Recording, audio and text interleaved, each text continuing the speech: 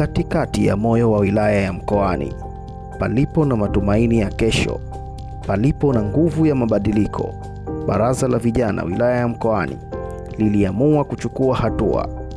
Hii si safari ya kawaida, ni safari ya kumsaka kijana katika mazingira yake, kusikiliza changamoto zake na kuwasha mshumaa mpya wa fursa.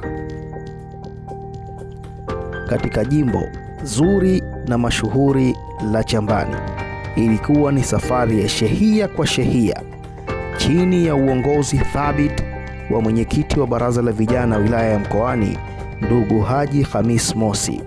Baraza lilivuka mipaka kuingia mitaani.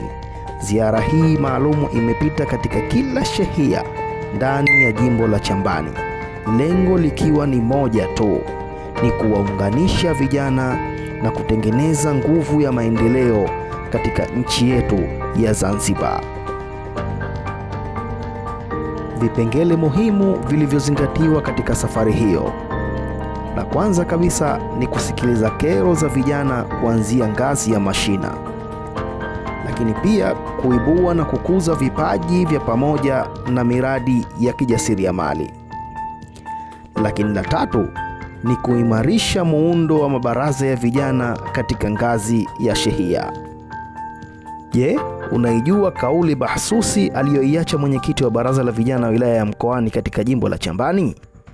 Ni hivi, nisikilize nikujuze. Hatujaja hapa kukaa ofisini, tumekuja kuungana nanyi. Maendeleo ya wilaya ya Mkoani na jimbo la Chambani yanategemea jasho na akili ya kijana aliyeko hapa shehiani.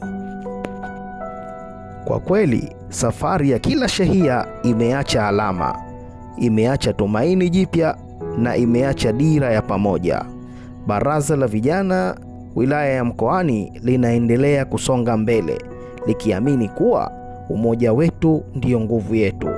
Jimbo la Chambani, vijana wako tayari ng'ari ng'ari.